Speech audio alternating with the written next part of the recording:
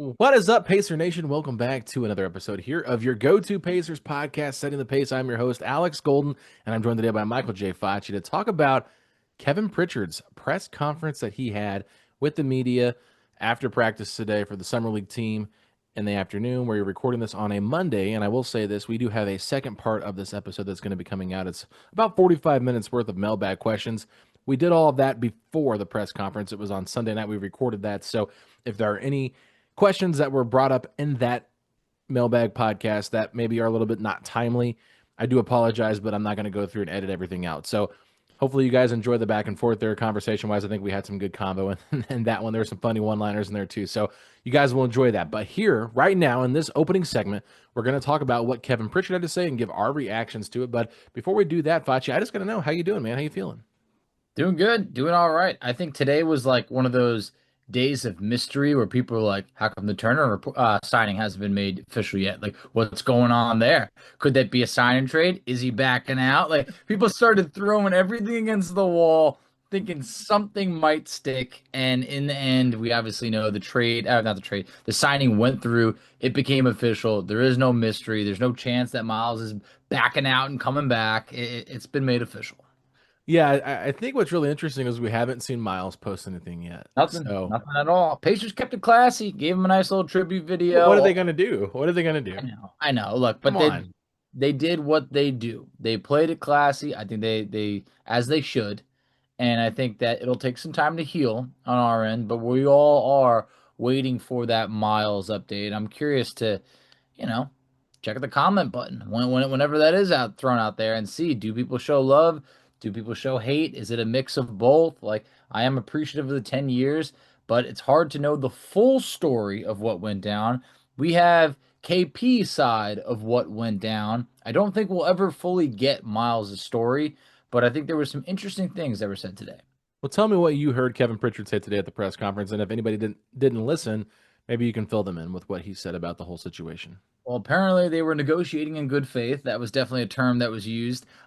Deep into conversations, felt that they were really making some way and were prepared to go, quote, deep into the tax to keep Turner. Deep into the tax. You wonder how deep is deep, but that's what KP was saying. But I think the things that were really interesting was to say that he found it out through, quote, a shams tweet, not a shams tweet, a shams tweet, is what he said out there, which had me a little bit appalled to say, wow, is that really, did he find out the same time everybody else found out? Which meant, and if that's the case, that the Pacers never had an opportunity to match the offer from Milwaukee. That's what was put out by KP. Tell me your Okay. thoughts. Okay. So first of all, I just want to say thank you to the Pacers for putting Kevin Pritchard out to the public to talk about this stuff, because usually it's Chad that does all the answering of the questions now, but I just like when Kevin Pritchard talks because he's more transparent. I mean, Absolutely. Chad is a politician when it comes to answering questions. He The is very polished professional. and Yes. he knows how to, make everything in a positive light. And Kevin Pritchard does too. But Kevin Pritchard will also give you a little bit more of an honest, I authentic agree with response. that. Like when he said it was a gut punch when Paul George asked for the trade, he said that it was a blind side when Miles left from Milwaukee. And he even said they didn't think Milwaukee would have the cap space to be available. He was So, honest. He really was. He but was but I like, think we've all been saying that. So I think that he was him addressing that, like that's a good thing to say. Look, here's what I'll say. If the Pacers really wanted to give Myles Turner this contract that he got from Milwaukee, and they say they want to match it, okay, I don't buy it. I'm just going to be honest with you. I don't think they would have matched the offer had they been given the chance. why I not? I think they kind of had a spot where they were going to stop, and I I think think we did too. here's what I said. I want to hear Myles' side of the story before I'm just going to jump in and like blame Myles for leaving without giving the Pacers any chance to match it, because we don't really know that. We just know Kevin Pritchard's side of things. Kevin Pritchard could just be saying that, Good. and it could just be the complete thing to say to try to save face and try to make sure you don't look like you've got egg on your face with a bunch of fans that are upset that you won't pay the tax, and then to go back up your owner and say, oh, we're going to go deep into the tax. Well, how deep were they really going to go? I just don't really know exactly how deep they were talking. So I'm not trying to sit here and like point fingers and blame Kevin Pritchard or blame anybody like that. I'm just putting it out there like Sure, I'm not calling Kevin Pritchard a liar. I don't want to say that because I feel like that's unfair because I haven't heard Miles' side of the story. But here's what I think truly happened, and I don't know, so I'm just speculating. I guarantee the Pacers and Miles, I mean, they negotiated for at least a day, Facci. I mean, that's how long this went into until we ended up hearing about, oh, he's going to Milwaukee. Like that kind of came out of nowhere. Everybody was like, why has there not been a deal done? Obviously, he was unrestricted, but I just think if they really wanted him to be there, they would have gave him a much better offer. And Yeah, so I think when Miles, I think Miles had probably, him and his agency probably had just had enough of the lowball offers because they're probably offering him around Naj Reid money or less. And I feel like he I'd thought he probably say deserved less. more. Yeah. Huh? I think probably less. And Yeah. look, And that's why I'm I saying, don't like, have, yeah, I'm with you on that. We don't have yeah. any proof. I like to believe that probably Turner and his camp wanted $30 million. And the Pacers were Yeah. probably closer to 20, and the Pacers probably started to come up to like 22, 22 and a half, That, somewhere in that range. And yeah. I then mean, here's the thing like because 27, you know? Spencer Davies put out that, you know, source quote where he said he heard it was like 22.5 million was the most he was offered per year. So if you're looking at that and then you're going to 26.5 million or whatever it is with Milwaukee, like you're talking about like a 15 to 16 million dollar, jump in pay raise. Like I think at this point, I think they were just a little offended by the Pacers' low ball offers and then trying to play hardball with knowing there wasn't any other cap space. And so they went up there and they negotiated. They found a way to get to a place that actually had cap space. And that's why Kevin Pritchard said, expect the unexpected moving forward. I think that they were blindsided. He said that to Bob Kravitz when Bob Kravitz asked him. And I'm not trying to be mean here. I'm not saying that I would have paid Myles Turner all this money. And I'm not saying the Pacers were wrong in how they negotiated. I just think that had they been given the chance to match the offer, I don't buy that they actually would have done it. So that's where I'm kind of like, I appreciate Kevin Pritchard being transparent to a certain degree, but how transparent is he being? That's his side of the story. I want to hear Miles' side because what if Miles said, look, I did give them a chance to offer, and they said, well, can we do a sign and trade instead? Then that changes the whole thing. I mean, I just think there's more to the story than that. So I'm at sure the end there of the is. day, it doesn't matter. He is a Buck now. It is official. But I just thought it was really interesting, and I thought it was very, very good PR move. It was a very good PR move by Kevin Pritchard to try and basically say like you can't replace Myles Turner. Like when you say, Fachi, I hope we could still be friends in your press conference. Like to me, it sounds like yeah, I didn't probably give him the benefit of the doubt, or I didn't give him the right offer that he probably should have gotten. That's probably a fair statement because if you did, then you'd be like, well, why wouldn't we be friends? I did everything I could to keep him there. So I think there's probably a little bit of truth in between, both sides. I think, like I said, I stand by the Pacers were probably in that 22 to $23 million range. The Bucks probably met Turner exactly in the middle of where him and Indiana really were. I do think it was probably a better deal than Indiana ever offered. I don't know if they ever did have. I don't think they had the opportunity to match, but I don't think that they would have matched. But Hmm. I think we're in agreement on that. So I think in this scenario, it's definitely there probably should have been at least an opportunity by Turner's agent to at least just say, "Hey, if you can't come up to this, we're signing with the Bucks." And I don't know if Indiana ever had that opportunity, but nonetheless, he is gone. I do think he got the best possible offer that he could get. And I hope that this is a learning experience for the Pacers front office because we have seen them come out from certain these situations from the better. Whether it's like Larry Bird, trying to get Paul George to play the four and he really didn't want to play the four, and like now you're kind of ruining that type of relationship, or that report that we heard that Paul George wanted Anthony Davis and maybe he could have been had. You don't go after it. I feel like they're listening to Halliburton, going after certain guys when they do become available. And I think that next time they will be ready for anything that could potentially come their way. Yeah, I think this is one where you kind of have to just like, who could they wave and stretch? Like that, I mean, it's not something that makes a lot of sense. Like I'm sure Kevin Pritchard's probably thinking like, why would Milwaukee do that? Because it is kind of a No dumb one's move, doing that. Exactly. It is. It's a especially for crazy Miles. move. But Yeah. like, You can't have that on yeah, your You and can't. and I'm not trying to be negative when I say this, but like I think I'm in the boat where I kind of agree with Kevin Pritchard. Like maybe not signing Miles to be the third highest paid pacer at this point in his career makes the most sense because I think as that contract continues on, like he's not going to continue being the third best pacer. I think you're going to I see don't think other so. guys kind of step him, Mhm. in that pecking order. And that's kind of where I think they were just like, all right, we know where our negotiations are going to be at.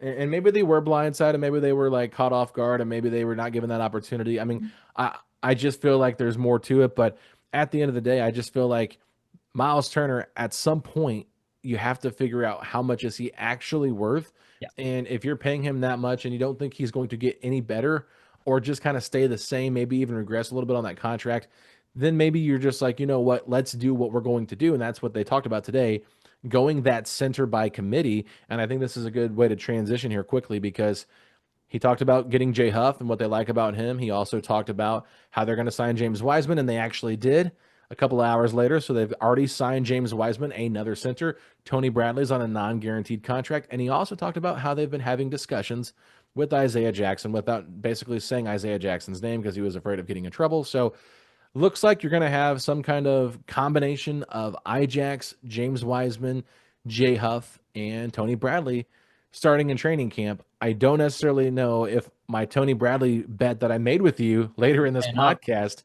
is going to actually matter because I think they're going to have to end up cutting him at some point. But I think he'll be cut before his contract becomes guaranteed once Wiseman and Jackson have been fully healthy for a year. Yeah, exactly. And it doesn't make sense to rush into anything right now because you want to still continue to see how, James Wiseman progresses and Isaiah Jackson, you don't want them to have any setbacks. And like we talk about later in this episode, Tony Bradley's contract is not guaranteed until January 10th. So you do have plenty of time before centers. Feels like a little bit too much. It feels like a lot. When you say center by committee, you don't need center by village. You need just a couple of centers. Four feels like a little bit too much. Yeah, oh yeah, I'm chock full of them. But I just think in this scenario, I love how KP just drops it. I we're about to sign James Wiseman. It's like, oh, are you okay? Interesting. All right, there it is. It's Take official. that, Shams. Yeah, he No needs. chance for that, Michael Scotto. AP loves to drop a little scoop here or there. So that was nice. And it got me like re-excited about James Wiseman. I started to, look into those about 4 minutes and 40 seconds ish that he played last year and start to say, hey, you know what? I want to finish the job. I want to see what is there or not, because this is still a player that is very young. We've talked about before. This is a guy who you got size now. I mean, he's like what, 7 foot, 7'1", so 7'1". Yeah, 7'1". he's Now massive, you talk dude. about you got 7'1" in James Wiseman. You got 7'1" in Jay Huff. You got some size, man, and this is gonna be it's gonna be pretty interesting if these players are able to take steps forward. All of a sudden, like Indiana hasn't really had that type of size in a while, so that got me excited for James Wiseman. And then a couple other little nuggets that were dropped is like, Johnny Furphy putting on 20 pounds of muscle. They're saying that, or just 20 pounds of size, whatever it is. I'm sure a good amount of his muscle. Saying he looks like the best type of player in summer league and could be a rotational guy. Gets me excited that there's a good opportunity there. And then on the flip side, I also mentioned Cam Jones dealing with a hamstring issue. Taylor and Peter, they said they had him quite high on their draft board, but they also mentioned that, and of course they're going to say that, but that neither player might not play that much this year, which is kind of a little like, oh man, that's unfortunate. But Is it? how many times have guys been counted out and then played bigger roles? That's happened with Andrew Nemhard. All of a sudden doesn't play game one. Next thing you know, that guy plays a lot his rookie year. Ben Shepard, was the same type of thing. We didn't know how he would ever crack the rotation. Guy leads us in plus minus in the playoffs, like that same rookie year. So I think those were some good nuggets dropped.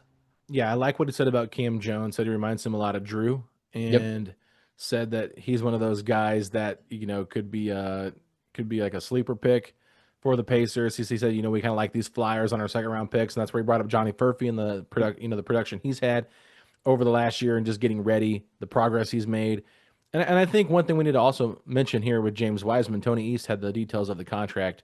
It is a 2-year deal, team Mhm. option on the second year, and it is a minimum contract. So Yep. Just like before, love it. yeah, it's No hard to risk, really. no You got risk. two guys on minimum contracts for your center position, and Fantastic. obviously, like I think Love that. it's really interesting. But like, I don't know if you really paid attention to this because I don't feel like it was taken out from like what Kevin Pritchard said, and a lot of different people that cover the team. Like, I was waiting for this quote to be pulled and shared everywhere, but nobody did it, and I didn't go back and look for it. So I probably should do it after we do this podcast. But like, Kevin Pritchard said he wants to make a big trade. Did you not hear him say that like I, three I times? yes, so I have that in my notes right here is that he was basically saying like we are prepared to make a big deal when that Yes. makes sense. Saying we're not afraid to trade draft picks. And then he talked about, some of the moves that they made before. Like, look, it was tough trading, Sabonis when he was a two-time All-Star for Haliburton. They talk about Siakam. Like those moves have paid off to the point where I think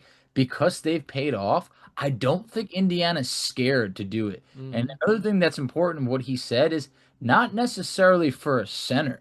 So they're willing to make a move if it's the right fit, whether it's, I guess, like a wing or anything of the sort. But I feel like KP in the front office might be itching a little bit. They might be saying, you know what, right now, this year might be unfortunate, but we know the type of group that we had. And it kind of got me thinking that's like, okay, Halliburton, that's not preventable. That was an injury. Like, you can't do anything about that. Sure, you could say you could prevent it, but it happened. They intended to sign Myles Turner. They did. They did intend to essentially run it back just without Haliburton. I know you're now down two starters, but I do feel like this is a team that's going to play the course. They own all of their draft picks. Like we'll see what happens with Mathurin, and maybe that's a segue into we talked. They talked about extensions, and there wasn't much that was given He there. said, "Give me 24 hours to breathe, guys." I know, and he really kind of nipped at that. Talked about Nesmith just a little bit longer of how, he can get hot at any moment, scoring, 20 points in 5 minutes or whatever it was.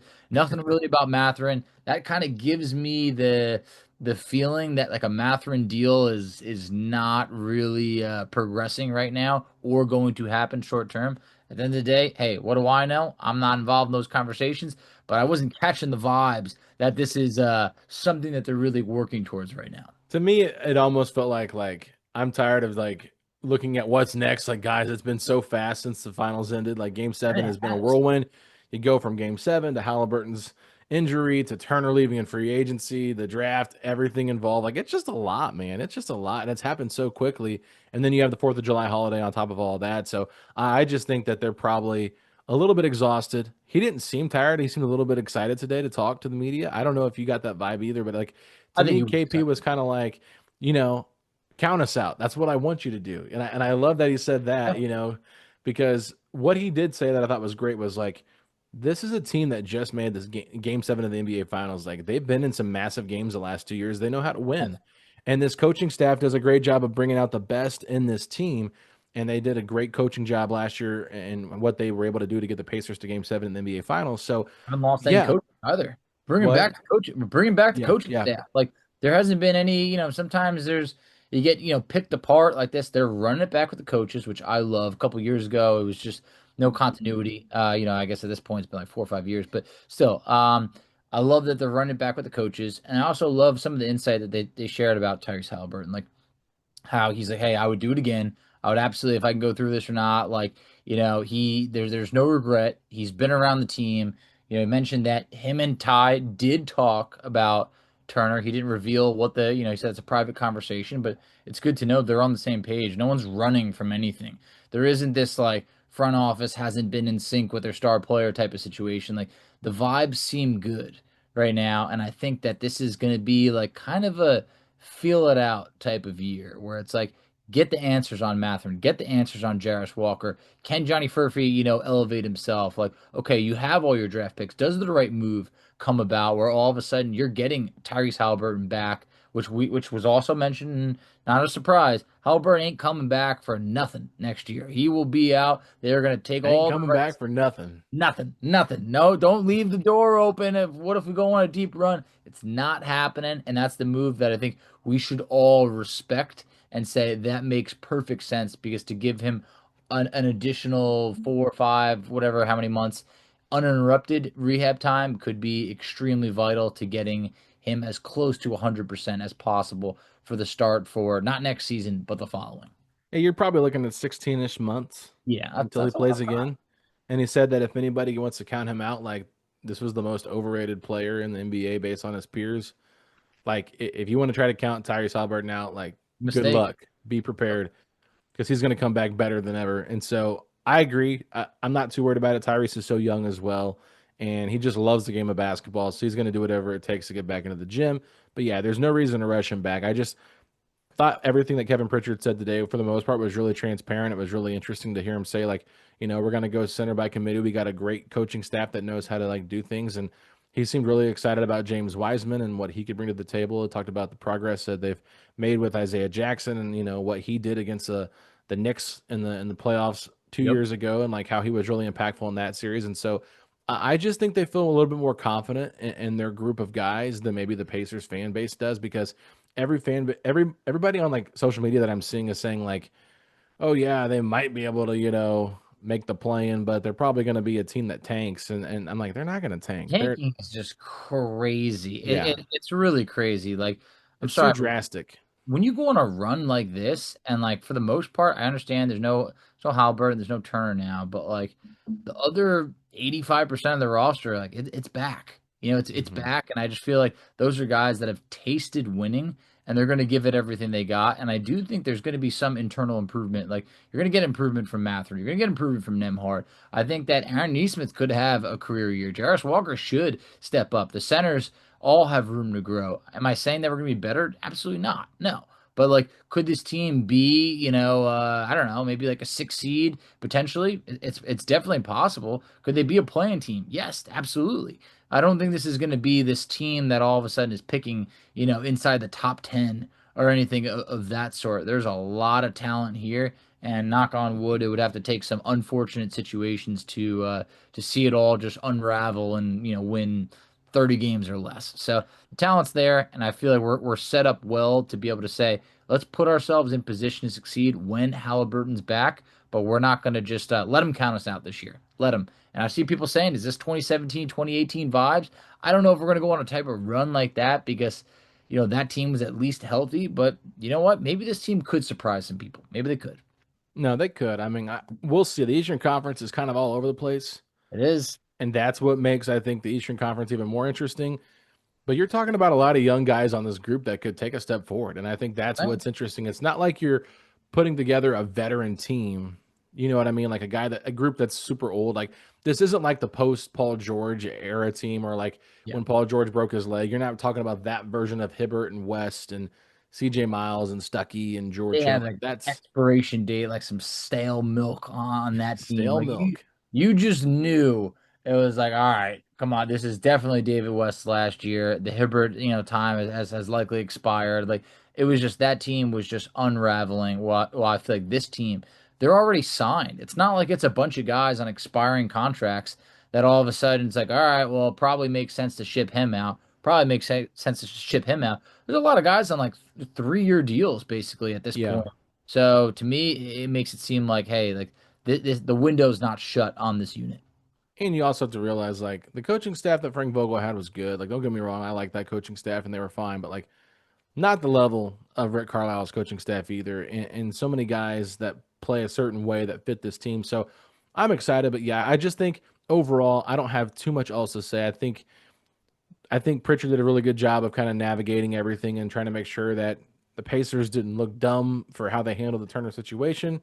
Kind of got blindsided and whatever, but like the fact that he said he's willing and itching almost to make a trade if it's the right move for them, and Bitch. not being afraid to take a big swing, like I think that should be enticing to fans. Like, hey, even without Halliburton, like this team could be willing to make a big move, and I think that will speak volumes to Halliburton in terms of team building, because I know a lot of people have questioned like, do you think the Turner, you know, move to Milwaukee is going to like upset Halliburton, like have a negative impact on him, like Paul George? Whenever people like were freaking out about like Paul George leaving and like you're just getting PTSD. So I just thought it was really well stated by KP for the most part. And then just talking about James Wiseman, Isaiah Jackson, Jay Huff, like Tony Bradley, like let's see what those guys can do. I mean, there's no reason to go out there and overpay for a center I agree. Just to when force it.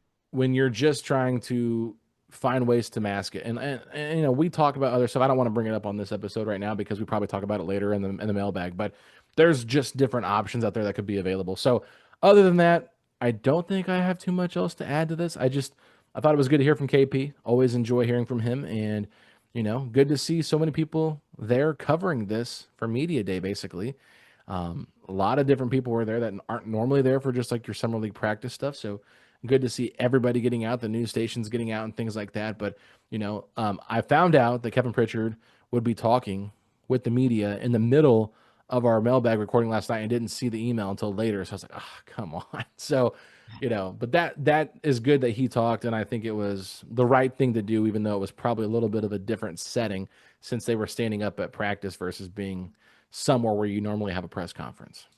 Yeah, I mean, everyone's just dribbling a bunch of basketballs. I'm trying to listen to all these fine details, and it's just like, a little bit noisier than your typical press conference setting. It's But hard to do when you're old, Foch. it is. Hey, man, I don't hear as good as I used to, but hey, it all worked out. KP, I missed you. Hadn't heard from you in a while, and it was good to hear from him. It was. There was like this sort of like we mentioned, excitement despite given this type of situations. Like it felt like there was a lot of like, hey, you know what? Don't feel bad for us. We're gonna be all right. Count us out if you want. I still think it'd be a mistake, but we will have our day again. And I believe it. I really do. The fact that Indiana owns all their draft picks makes me feel like they're saying, you know what, we have the talent on this roster to go for it. We're not going to be able to continuously develop a bunch of draft picks. Like we want to win, and we've proven that we can. So I think when the right move comes up, Indiana will be patient. They'll go for it when it happens. He did mention that Chad Buchanan will be taking a back seat to Tyrese Haliburton as the GM. He said Tyrese will be the new general manager. I'm telling you, man, if Tyrese is just sitting there with nothing to do except rehab, he's going to He's be going to be involved in something. texting some people. He's going to be making his rounds. I mean, Tyrese is the type of guy that we've talked about it. When Tyrese first came here, it was like, hey, this guy has the opportunity to bring people to Indiana. Like, he really could. He is on a different level of like, other guys that we've had in the past that maybe haven't had. Like Victor Oladipo, I felt like couldn't pull like all stars or anything. He didn't have that type of pull. Mm. Halliburton's got that Team USA connections. He's got that All NBA connections. He's like, I think he'll get you paid, and especially if someone wanted to take a little bit of a lesser deal to then set themselves up for the next deal. Tyrese is the type of guy you want passing the ball. So I think he's going to use this year off the court to, spread the word a bit. Well, let's hope, man. Let's hope because the Pacers need to continue adding talent to this roster, even though they were just 24 minutes away. I mean, Kevin Pritchard said it too on record that he thinks they win the championship Oh man, that got if me on my Halliburton. feels. Did you hear what Halliburton told him too? Like, are you nervous? We Yep. got you. We got you. Don't be worried. But what I loved even more was he had that eye of the tiger. And I was like, I know that eye you're talking about. And we all saw it. Halliburton had the eye of the tiger that night. He hit three threes, and it looked like he was about to say, get on my back. I'm carrying us to the chip. So we're all in agreement on that. Like, KP, I saw the eye. I saw it. I love when you started screaming "Eye of the Tiger." Was it like an all caps text? Yes, that was in all caps, just read out loud right now. Oh man, well I can feel the pep in the step through the screen right here, I got Fachi. it's a little bit, Just a little peppy. I was pepless for a little bit, but it's good to have it back. So we're getting Did there. Kevin Pritchard get you peppy at all?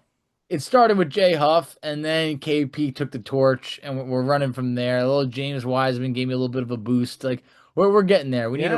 round out this James Wiseman. I'm telling you, I started looking at some highlights, and I was like, all right, I'm ready. I think I'm ready again. Yeah, James Wiseman with that special Pacers pin signing his new contract. Yes, that's the only pen that's necessary for these type of situations. We saw the picture. He looked happy. He did. And that pen did look special. You remember when Myles signed that extension and he was like, "Oh, I get to keep this." Yeah, he was definitely happy about that pen. The good old days. Oh man, well I'm sure he didn't get a special Bucks pin. I don't think he did, and that's definitely a question that we're gonna need an answer to eventually. But when you're signed with the Pacers, you get the special pen to keep. All right, let's take a quick commercial break. We'll come back and we'll have part 2 or 3 or 4. I forget what part it is. Maybe it's part 2. Plenty of parts coming your way. Yeah, I don't know what that's supposed to mean, but we I'm have not the just next part of the doesn't mailbag mean coming your anything way. other than just mail. It's just we got a couple mailbag parts. That's all it means. We'll be right back after this.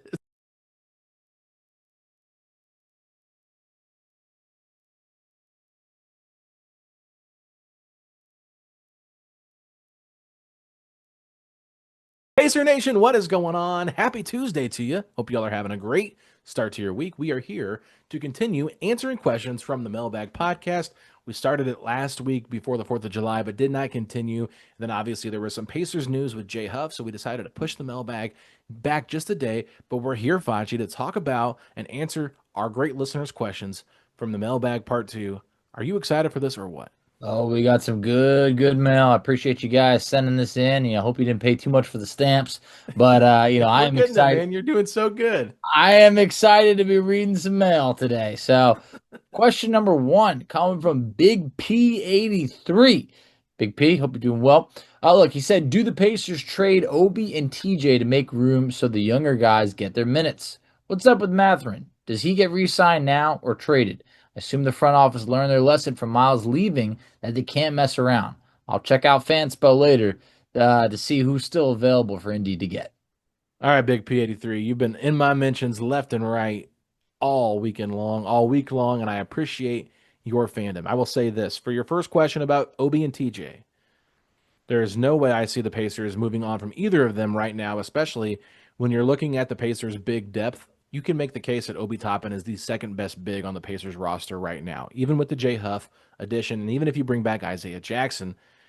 I will even go to this far to say that Obi Toppin was the second best big for the Pacers in the NBA Finals. I mean, this was a guy that was phenomenal for the majority of his time out there on the floor, maybe more so offensively than defensively, but he still had some defensive moments where he did stuff. He was just significantly better than Myles Turner overall. And I think that the Pacers cannot afford to lose him because they could still play small ball five with him and they can still, continue to bring him off the bench in his role. But just a very good locker room guy. Obviously, TJ McConnell is the great white hope. There is nobody that's going to replace TJ and what he brings to this team.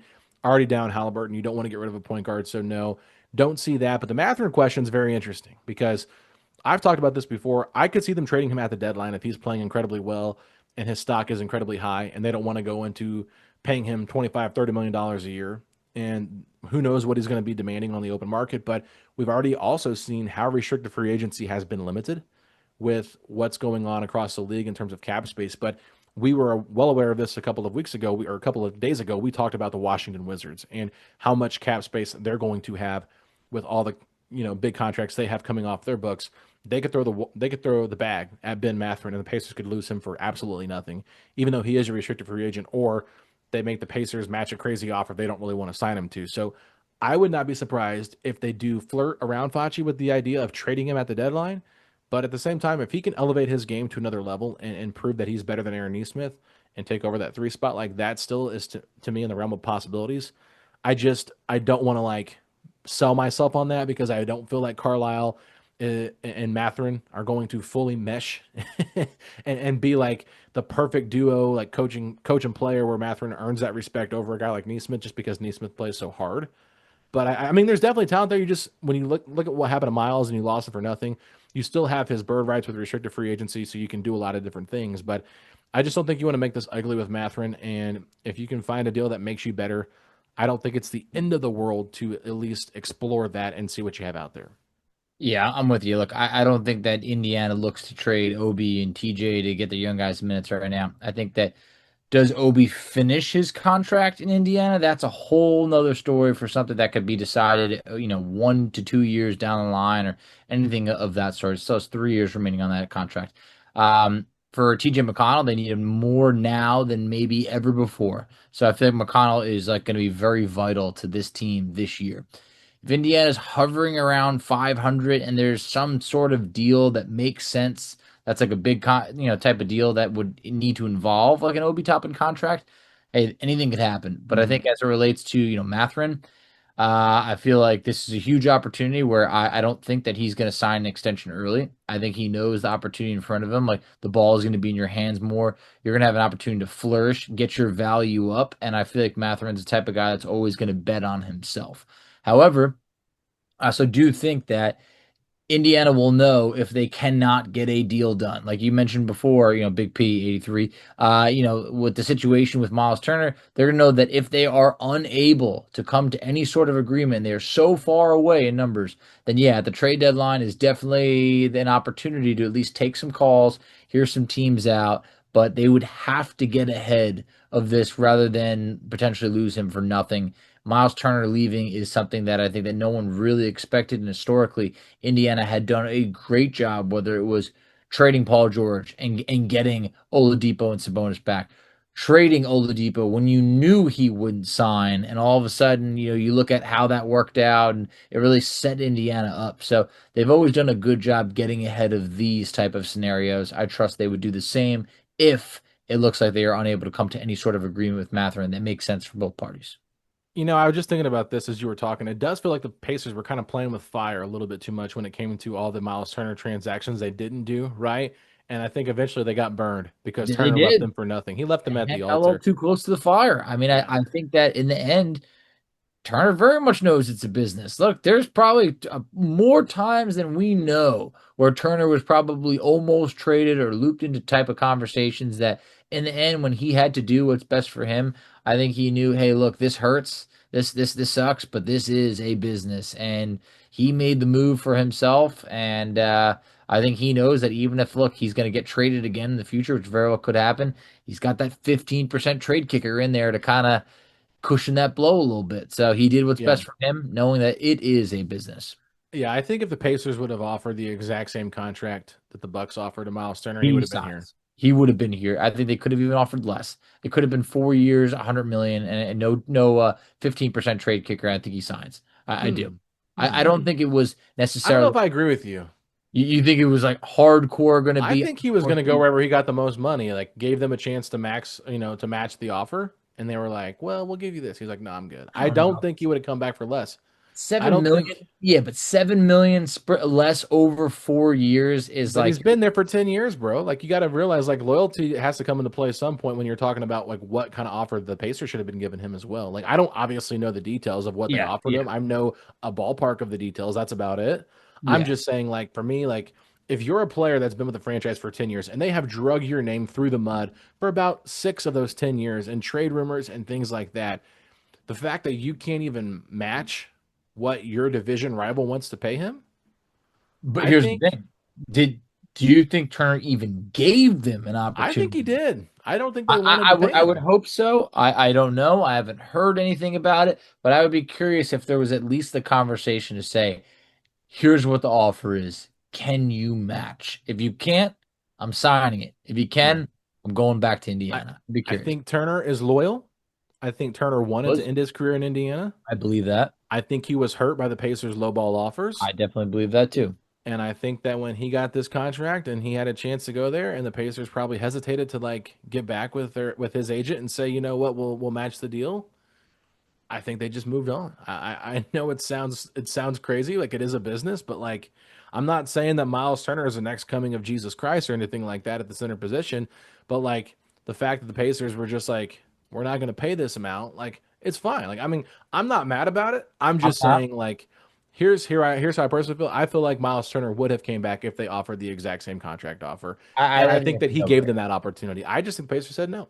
I would like to believe that he gave them the opportunity. I personally believe that if they had just rounded it off 4 years, 100, I think Turner would have been willing to give up some money to stay with his teammates in the place that he's called It's home for $7 million. years. I mean, you turn down $7 Look, million as a businessman. I mean, you're in sales. yeah, Imagine taking a I'm lesser in deal. sales, but the money that these guys make, 7 million. I mean, some guys on a buyout, like you're hearing Bradley Beal might have to give up $14 million just to walk away. Like to anyone else, you, me, that sounds insane. You're gonna give up $14 million to walk away, but these guys, they do it. And you know what? Well, we might never know the full story. I do think that details will get out over time, but I think for now, we like to. We're both in agreement that Turner would have wanted to be in Indiana, and I think that he probably made every effort to be in Indiana. But it's got to make sense. These numbers got to add up, and I think unfortunately, for at least for the Pacers, the numbers didn't add up. For Turner, they did. Hey, we wish him luck, but at the same point, not too much luck. Yeah, and we have not seen that deal become official yet as we're recording this podcast here at 9:30 on a Monday night, but this will be coming out on Tuesday, so it might have already happened. We'll maybe hear more from Myles Turner later and we can address that in a different podcast. But speaking of Myles Turner, let's move on to our next question here from Quinn Phillips. Hate to see Myles go, wanted him to stay, but do you think it might be better long term to not have committed long term to Myles Turner? It gives us a chance to be flexible when committing to guys like Mathurin and Walker, and a reset at center could work to add Board's athleticism at the five.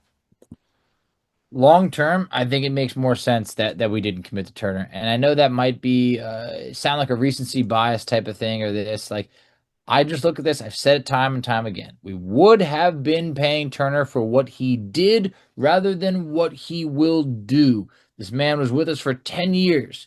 Okay, that's a really good sample size.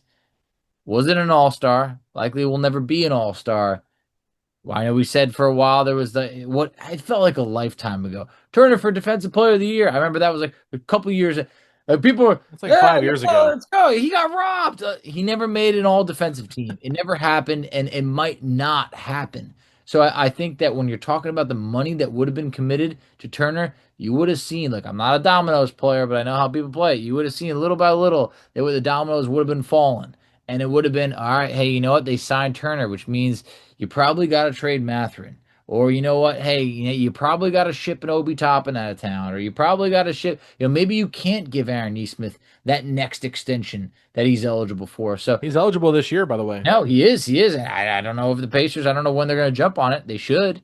They should. They really should because he's criminally underpaid. Like Yeah, he's probably going to go from $11 million to honestly probably $20 million. maybe. Yeah, I think he could very well could be deserving of it. I think there's teams that would pay him that. We saw like Bruce Brown get paid. Obviously, it was a different situation. But when we came around, like Aaron Nesmith to me is like if he hit free agency at the right time and teams have cap space, they are snatching him up. But I will just tell you this real quick. Parker Fleming was with me before you came on for our recording yesterday on Zoom, and he was like, "I love Aaron Nesmith. I would give up 2 first-round draft picks for him to join the Memphis Grizzlies." Okay, wow, think about that. and I said, "What about Ben Mathurin?" He said, "No, I'd rather have Nesmith." And so he was literally saying for the Grizzlies, he would give up 2 first-round draft picks for Aaron Nesmith. That seems a little bit interesting to me, but like you don't let those kind of players go. You really don't. He fits this team like a glove. He's like such a great fit. I think that he'd be the kind of guy that makes every single team better. So, Yeah, long story short, on my answer on this, I think that it does give the Pacers flexibility. If Isaiah Jackson proves to be, at least like a very good quality backup big, and Jay Huff takes a step forward, those two all of a sudden being under contract for like $10 million combined is something that is could be potentially really appealing and now gives you the flexibility to still operate as a team that wants to win, even if you're not willing to really pay the tax. yeah. I will say this, like for me with my Myles Turner thoughts and everything like that, because it's tough, man. I have been saying like if you're gonna like move on from Turner, who are we going to get? And I think that's the boat the Pacers are still in right now. Like they don't Yeah, really it is. know Nope. who to get. And I think if Isaiah Jackson wasn't coming off an Achilles injury, you probably feel a little bit better about this because you would have had this whole entire season to see what he could do in that backup role. And maybe there are games where he does finish instead of Myles Turner, and you're like, wow, I really like what Ijax has done developmental wise because he was looking bigger and things like that. So that to me is like the back of my mind, like that's how I was approaching this offseason. Like, who are you going to get to replace Myles Turner? And I don't think there's anybody out there that made a lot of sense to kind of fill that void. I mean, obviously you don't expect Halliburton to go down, that kind of thing. So you're kind of just like dealing with all this in real time. But when I was listening back to Caitlin Cooper's podcast with Samson Folk, who did a great job covering this Pacers playoff run with her, he brought it up. And this is a guy that's not attached to the Pacers. This is not a guy that constantly covers Indiana basketball. He's a Toronto Raptors guy. And he literally said, I kind of wonder if you move on from Myles Turner in the offseason. And like, it kind of got my gears going a little bit, thinking like, okay, like if Samson, who I trust his basketball instincts, and I think he has a very good pulse of like how the game is being played and like what the Pacers need to do. Like I trust his insight. If he's kind of feeling that way about Myles Turner, then maybe I should reconsider how I view a long-term contract for Myles Turner because we talked about it. I mean, I was willing to give up like 28, $29 million a year to him because I'm like, he deserves it. If he's going to be making close to Isaiah Hartenstein money, like I think that's fair. I mean, I don't think he was that much worse than Isaiah Hartenstein throughout the NBA Finals run, but I think this is a blessing in disguise, I think it and is. I do. it's just because like it's a lot of money wrapped up into one player that I don't really know if we're ever going to see a better version of what we just saw I don't this think so. past year. And that's maybe unfair for me to say because you can't predict the future, but I don't know, like put him in Milwaukee without Tyrese Halliburton, I think he's They don't going to have a drop point off. guard. They don't have a point guard right Yeah, now. I they mean, don't. He's going from arguably the best point guard in the league. And if you want to say, well, I don't know about that, arguably the best passing point guard in the league to now, like maybe a 40-year-old Chris Paul. Maybe they bring back like Ryan Rollins. Like they don't have an answer. If it's Yeah, Kevin Porter Jr. setting you up, I'm sorry, Miles, but the numbers ain't going to be there. But here's the yeah. thing. If we look at Turner, the last 2 years, he did something that he historically has not done, and that is stay healthy. You have to tip your hat and say he played 72 regular season games plus the playoffs. You got like 100 games out of Turner, basically. Whatever it was. It might have been like 90 or so games. The previous year, he played 77 games. But if we go the previous years, let's talk about this: 62 games, 42 games, 47 games, 62 games. Like that stretch right over there, I mean, you wouldn't even classify for any league awards of the 65 game minimum. So the Pacers got a very healthy Turner the last 2 years.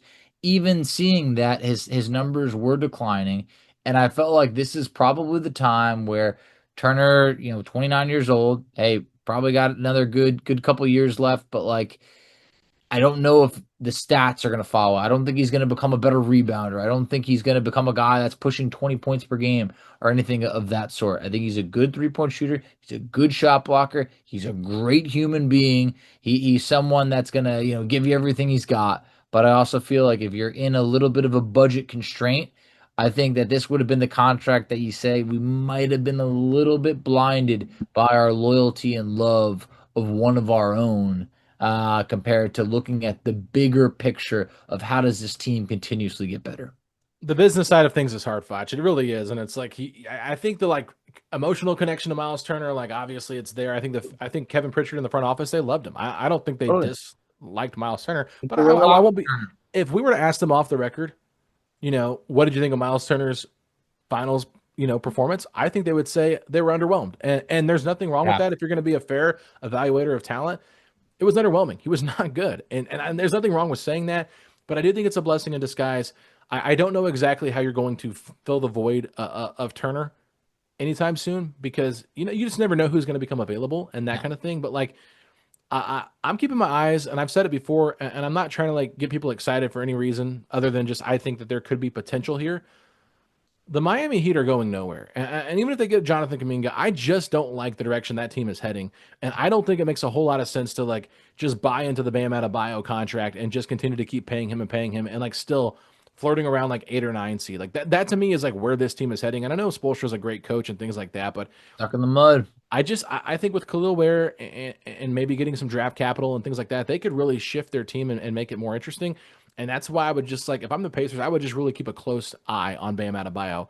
Not because I think, okay, like, yeah, like, the Pacers are like the perfect fit for him. I think he would be a great fit next to Pascal Siakam. I think he's a very gifted player, and he's definitely expanded his range from the 3-point line and good rebounder and rim protector. But like, I just go back to like, look at what Myles Turner did when he was with Team USA. You remember that a couple of years ago when he was playing as the Team Yeah. USA center with like the FIBA team? He got benched. Greg Popovich was the coach, and he was like, "Yeah, I don't want to see Myles Turner out there on the floor." Like he was just really struggling. And I just feel like Turner has never really lived up to those expectations of like this is a guy that you can just trust to be like this big time performer. Like he has those moments every once in a while, but like every time in the playoff run, I feel like that we've seen with Turner, it's been like the first round, he's really good. The Yeah. second round, he has a good playoff, not a great one. Then you get to that third round, and it's like, where's Myles Turner? It's like, where's Waldo? Where's Myles Turner? You're looking for him to step up. It's like as the playoffs continue and the competition gets harder, Turner doesn't step up his game to the next level, where Siakam and Haliburton and Nimhard and Mathurin and those kind of guys, all the last couple of runs, have stepped up their game. And so that to me is why I just think if you can find a replacement like a Bam Adebayo, that's someone that's proven themselves throughout their career to be like on that level, that makes a lot of sense. But if you want to keep going the cheap route, I mean, sure. I know Parker talked about them being like running backs and kind of like just trying to find like the trendy thing. I get that to a certain degree, but like the teams that usually win have pretty quality bigs, at least at the 5 spot, and someone that can like hold their own. I don't want to rely on a guy making $5 million a year to be my Oh starting yeah. center. Yeah, because then the moment could become a little bit too big.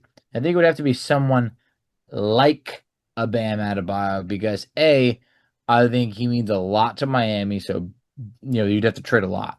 Then B, the contract. It is a fresh 3-year extension where for this year it's yeah. So for this year it's actually no, sorry, it's next year. It kicks in $51 million, then 55, then $59 million. So that is some serious money in most scenarios. That's actually double what Turner was going to be True, making. true. So to me, I feel like it's like, Steep man, you know price. Maybe what? you trade Siakam to get him. You'd have to do something because you bring in Bam, a lot of people got to go, and all of a sudden, then you start to go, oh man, I don't know. So, you know what? It's going to be interesting. I think that Indiana's How going old to. is Bam? So Bam Adebayo is 27 years old. He's actually Yeah, his birthday's July 18th. He's going to be 28. but still, like if you traded Siakam plus something somewhere else, and then they sent something to Miami, and then you got Bam, like that can make some sense to me. I mean, look, he's definitely a stud. He is a great player. He Him really and is. Halliburton would be awesome I together. know. They really would, and I think that defensively he's obviously really really good, and I think you pair him with some other guys in this team, it could be really cool. But Indiana's done a good job keeping their eyes open for when the right talent becomes available. Whether it's no one expected like a Tyrese Haliburton to probably hit the market or be on the trade market when Indiana made that move for them.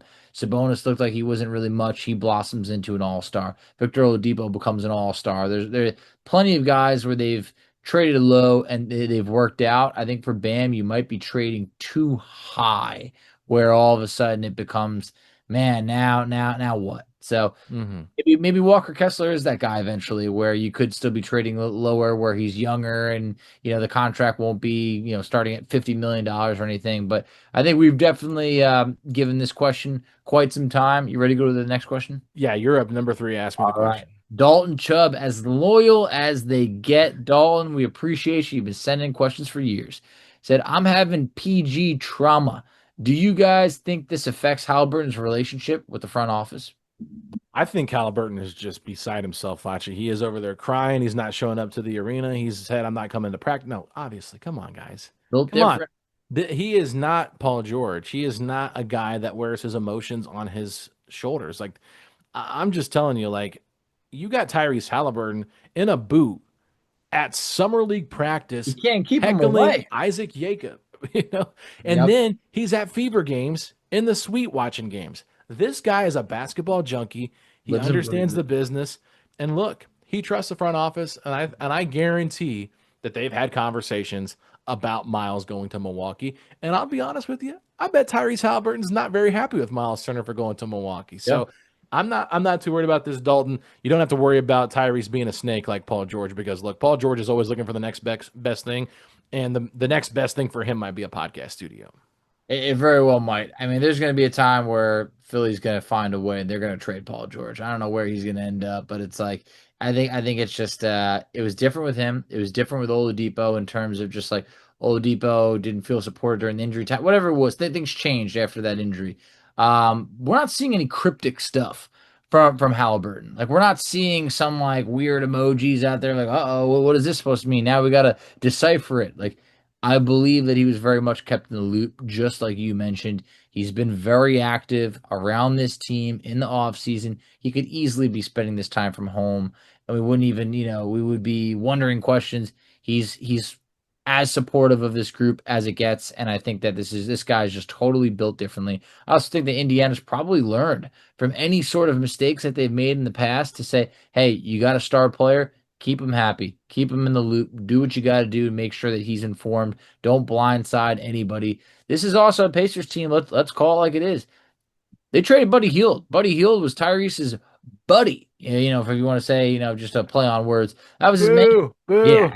I'm Your talking. dad jokes are killing me. The You know huffing and I'm the talking puffing. football. I got plenty up the sleeves, man. That was his guy. And if they were able to trade Buddy Hield and Tyrese was able to move on and keep it going, and Pacers obviously had a lot of success after that, you got to know some things are unfortunately just best for business. Yeah, the Pacers are going to make the right moves for Halliburton to succeed at the highest level. Like, I know I just mentioned like trading Siakam potentially to get Bam out of bio, but like that would have to be run by Halliburton. Like, hey, would you be okay with this? Like, hey Pascal, we'll trade you to a contender because we're obviously not in that spot. Like all of this stuff has to be laid out. Like they're not just like they didn't tell Paul George a lot of stuff back in the day. I think that was very Larry Bird-esque. Like Larry Bird's like, I run the team, you play for me. Like that was very Yeah, old that's an school. old school mindset that just Yeah. doesn't work anymore. Because Pritchard literally just took the job when Paul George requested the trade. So like Pritchard never really had a chance to be the Yeah. president while Paul George was here. And so you remember when Pritchard came out after that draft night and said, I got a gut punch. Like it was just like he was so mad. It was so Yep. funny seeing Pritchard just like share his emotions because Pritchard is one of those guys where he's not afraid to be honest and raw with the media, and I love that about him. But they've also taken away his opportunities to talk to the media about stuff. So because of that, so I just think that Tyrese is a totally different type of person, and I think the Pacers front office has also adapted into like having conversations. Yep. I'm pretty sure that he was in on the Siakam conversations as well, I'm even though sure. that like he was a big part of why Bruce Brown came here. Like he helped Mhm. recruit Bruce Brown. So that to me like should tell you everything you need to know about how this front office works with Tyrese. But do you want to keep it moving? Let's keep it moving. What do you got next? Yeah, we got another faithful listener, loyal listener of the show, and ender of questions. I always say that.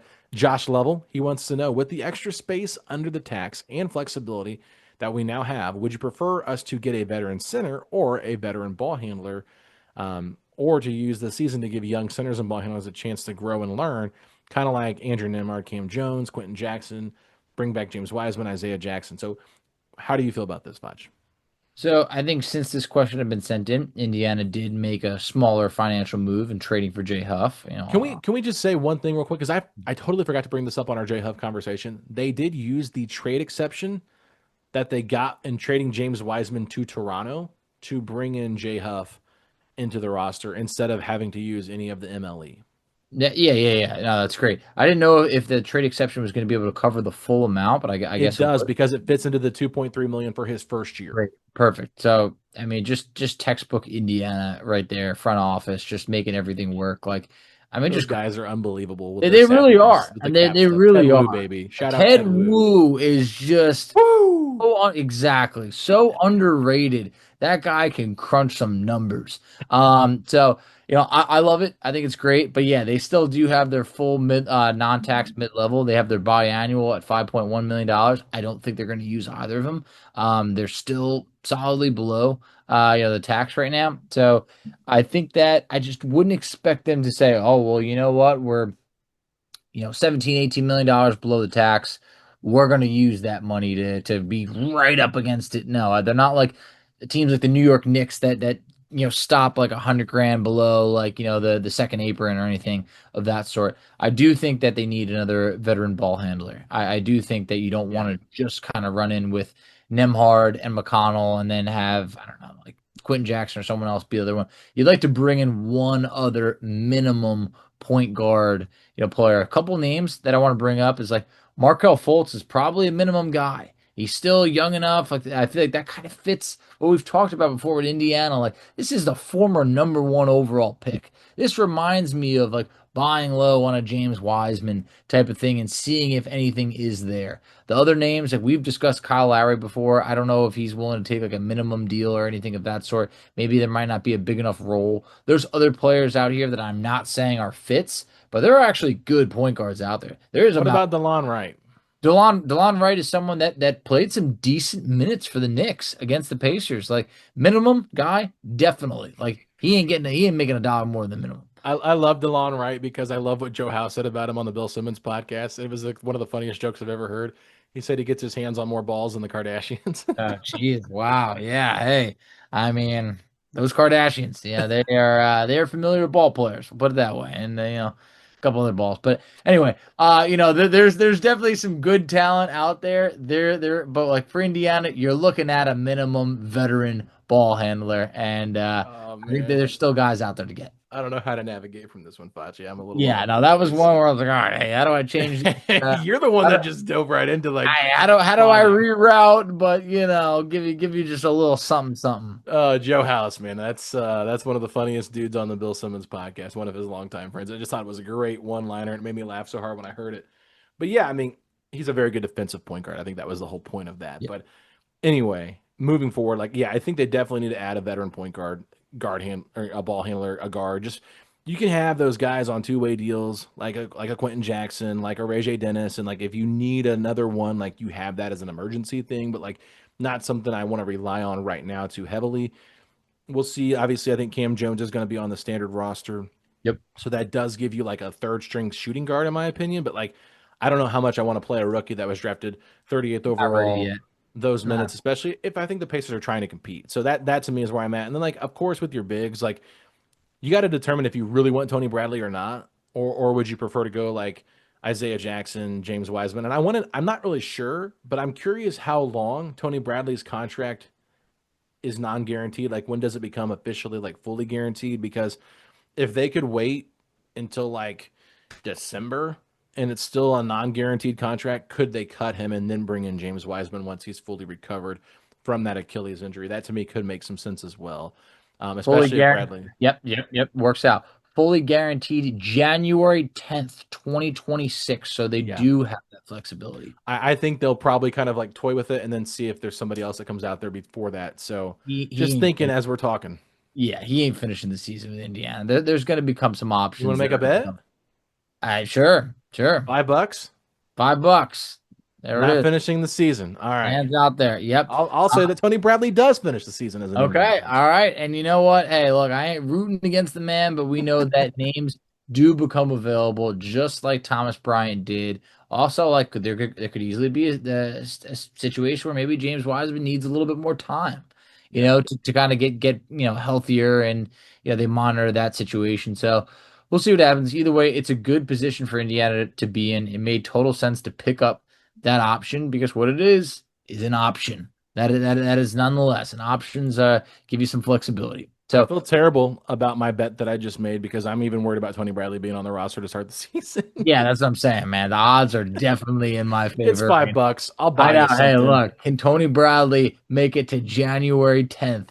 We will find out. But hey, next question. Tom Blackburn said, "What are your thoughts on what the Pacers lose from an X's and O's standpoint, chemistry, etc., with Myles leaving, and what areas could they get better with whoever steps in to fill that role? Say if it's Jackson, Wiseman, Ayton, Horford, etc. Obviously, we know it won't be Ayton.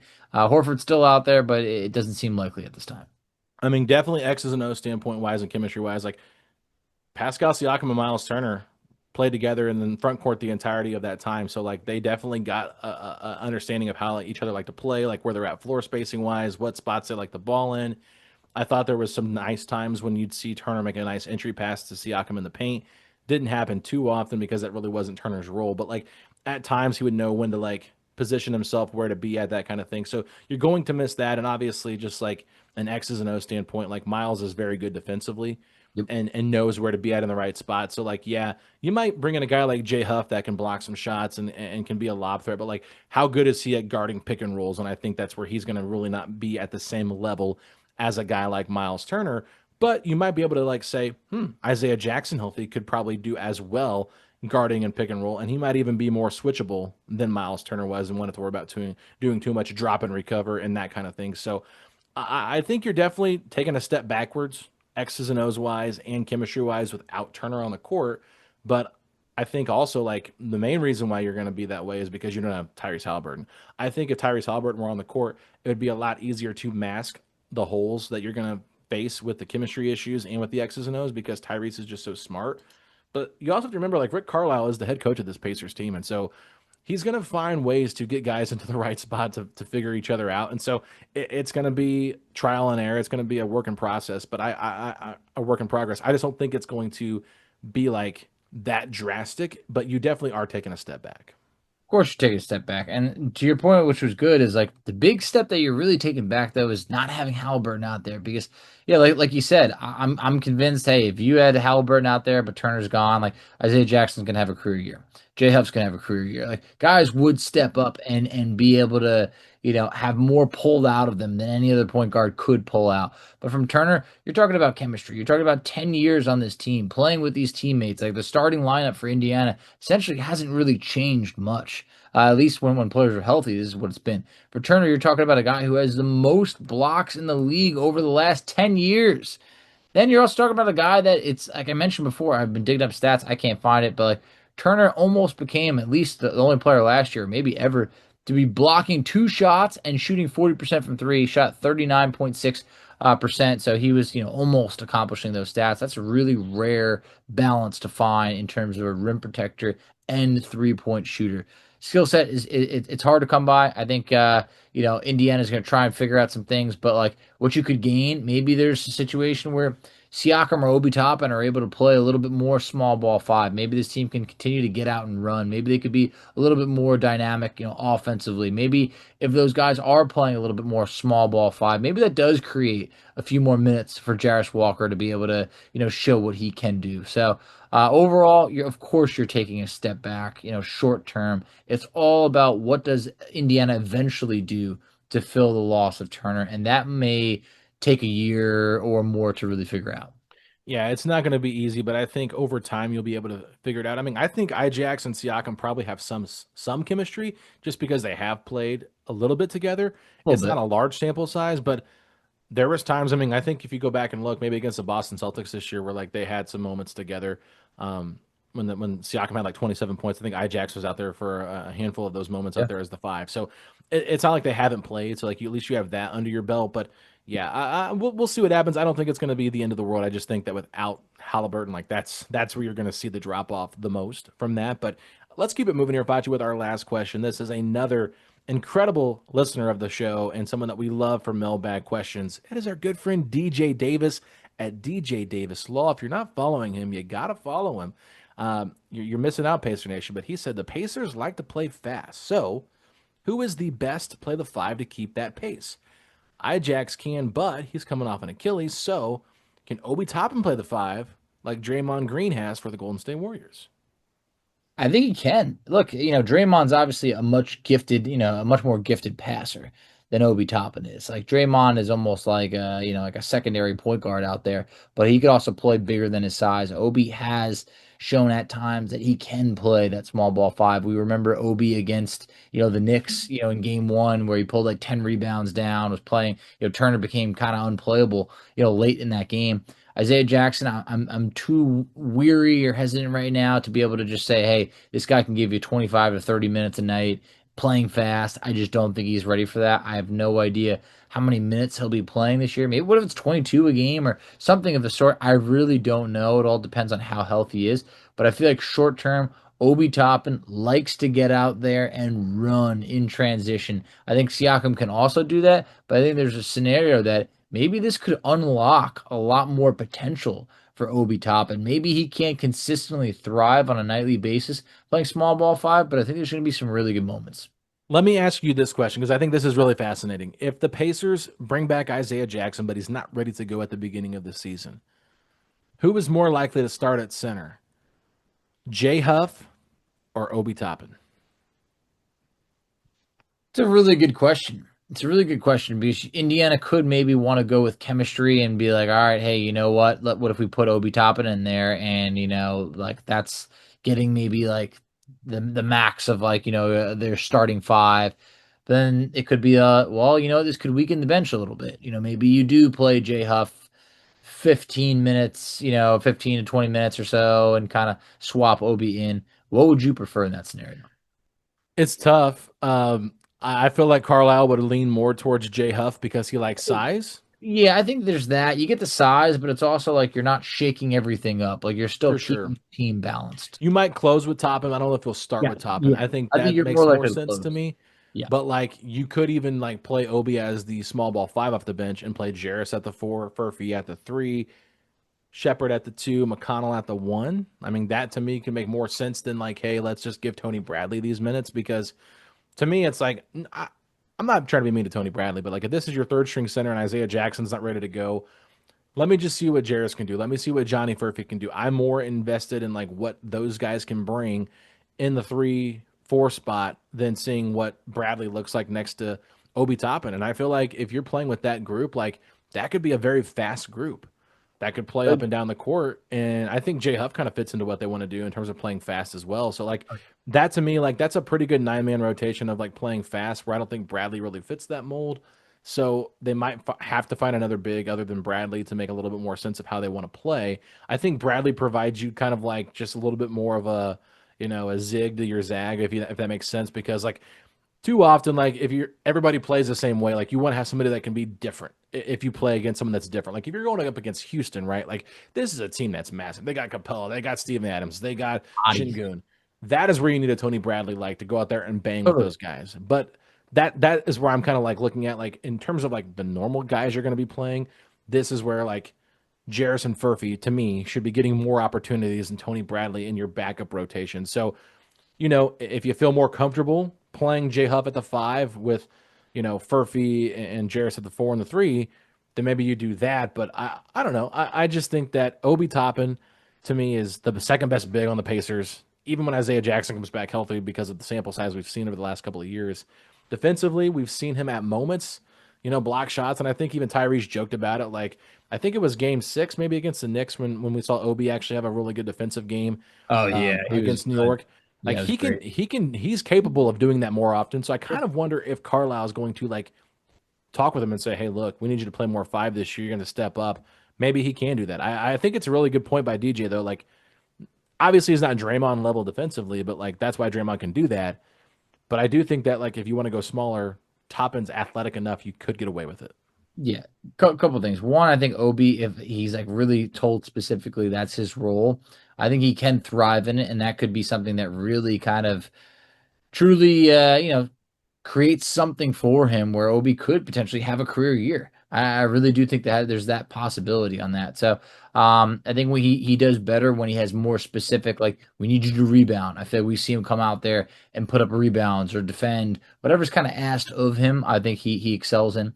Second thing, every time Tony Bradley came out of your mouth, that name, it felt like 1 week got shaved off of how long he's going to be on this team. Like the confidence is just lowering and lowering. It's going from January 10th to like December 10th to all of a sudden it's like, well, we'll see if you pack the bags for him. So we'll see what happens with that. But you're right. I mean, it just you want to be able to give other players more playing time, like younger guys that could potentially thrive more than just Tony Bradley getting 10 random minutes here or there. But I think it's a really good question by you, DJ. I'm excited. My answer is Obi. It sounds like Alex's answer is Obi, and I think that this could be something that kind of continues to rinse out the untapped juices of an Obi Toppin.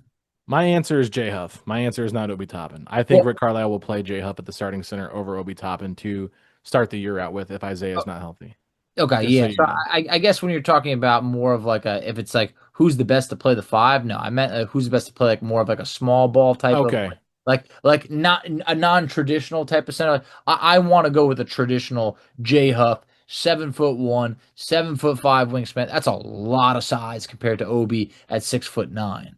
I'm just saying, like, could Gotcha. he? Okay. Yeah, I guess I was more saying like, could he potentially play a Draymond-ish role? Yes, I do believe that he can. But if you're telling me like starting lineup wise, I would much rather slide in J Huff in hopes of being able to play the same type of style you could with Turner, where you got a big that can stretch the defense. He can rim protect. I feel like that's trying to play as similar to Pacer basketball as we could.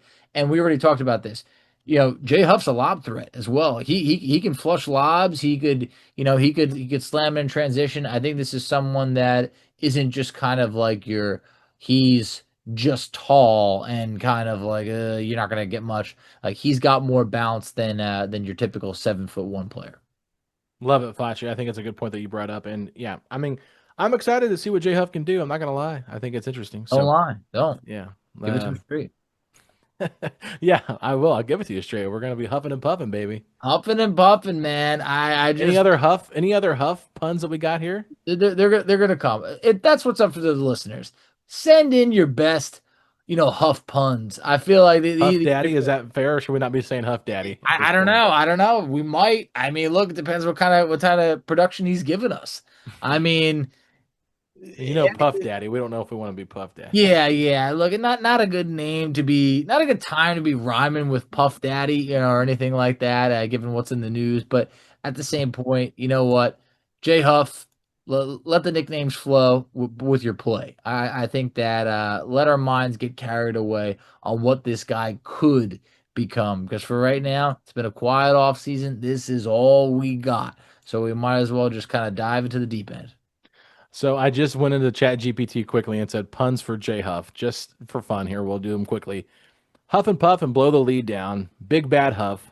Huffing up the court. Jaywalkers beware. Huff patrol. Jay in the paint. No puff piece. That's pretty bad. House of Huff. Huff Daddy. Huff stuff. All the right Huff. Jay Z Huff edition. Too tough for Huff. That's the Huff factor. Huff yeah. No Huff given. Wow, Jaywalking into that's a Huff good trouble. one. No huff given. I mean, there's definitely some good ones, and this man's far more than just a name. So I think he's got some game to back it up. But I'm excited to let these names just fly because people are going to come up with some creative stuff. That was 15 that I gave you right there, Fachi, from GPT. Now they give me some here with some Pacer themes puns as we wrap it up. I'm just gonna do these real quick. Huff happens in Indy. Huff the Magic Pacer. J Huff, Naptown Tough, Nap City Huff Patrol, straight out of Huffington, Blue Collar Huff, Built Huff Tough, Indie Edition, J Huff, Gamebridge Fieldhouse Block Party, Setting the Huff. What the heck, man? Wow. Oh Huffing my up the field house. There you go. These are pretty terrible. Wow, so some of them were really bad. Some of them were definitely creative, and then there's a couple that were in between. But Oh man. nonetheless, hey, I'm excited for Huffmania. Let it run wild, and at the Huff same mania. time, I think this is going to be a good week. Summer league play. Let's get carried away. All right. I just want to see just the second Cam Jones makes one basket. We're all about to go wild. Give me as much Taylor Peter as one man could possibly just. I want seconds and thirds. Throw it all on the plate. Everything we can handle. And I think just overall, it's going to be nice to see the boys hit the court again, even if it's not, what we're the product that we're used to seeing. We know summer league can be very misleading. We know sometimes it could be very ugly at times, but let's just appreciate that Pacer basketball in some form is coming back. Absolutely. And I will say this as we close things out to all the Cubs fans in my mentions after they have spanked the Cardinals on July 4th and July 6th. Screw Miles Michaelis and screw Eric Fetty. Facci, if you're hoping the Pacers make another move before we get to Summer League, then hit me with those three words. Let's go, Pacers.